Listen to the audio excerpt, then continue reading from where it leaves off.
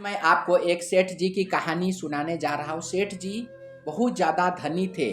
वे अपनी बेटिया को नाजों से पाला था। उन्होंने अपनी बेटिया की शादी बहुत बड़े बिजनेसमैन फैमिली में कर दी और उपहार स्वरूप बहुत सारा भेंट और पैसा दिए। लेकिन कहते हैं ना कि भाग्य में जो नहीं होता है, आप लाख कोशिश कर लो, आपको नहीं मिलता।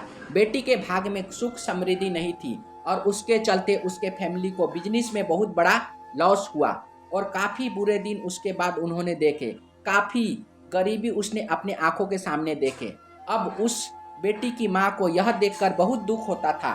कई बार अपनी पति से कहती थी, आप दुनिया की मदद करते हो, अपनी बेटी की मदद करने के लिए कुछ क्यों नहीं करते?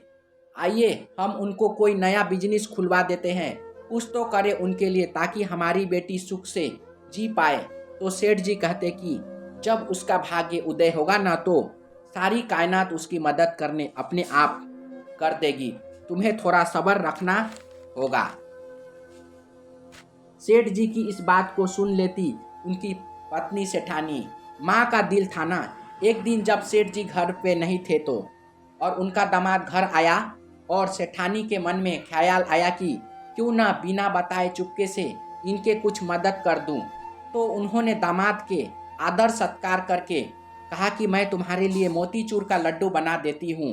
5 किलो शुद्ध देसी घी के मोतीचूर के लड्डू बनाए और अंदर छुपा दी सोने की असरफिया।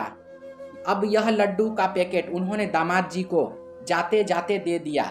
लेकिन दामाद जी ने रास्ते में सोचा कि इतना वजन कौन उठा के ले जाए और वैसे भी पैसों की बड़ा अकाल था उनके पास। तो उन्होंने रास्ते में एक हलवाई के दुकान में वह मोतीचूर को लड्डू को बेच दिए और पैसे जेब में डाले और चलते बने। जब सेठ जी घर आ रहे थे, उसी मिठाई के दुकान पर उन्होंने सोचा कि क्यों ना घर के लिए कुछ मिठाई ले ली जाए।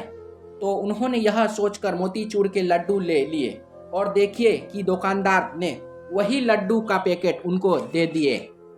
जब घर आए तो सेठानी ने देखा कि यह तो वह पैकेट है, लड्डू है। फोड़कर लड्डू को देखे तो असरफिया निकली और उसने अपना सर पीट लिया। सेठ जी को सारी कहानी बताई। फिर सेठ जी ने कहा कि देखो, मैंने कहा था ना कि भाग्य में जो होता है वह जब भाग्य में होता है तब वह मिलता है। सोने की असरफिया ना तो हमारे बेटी के भाग्य में थी और ना उस हलवाई के भाग्य में थी, इसलिए यह हमारे पास चलकर वापस आ गई।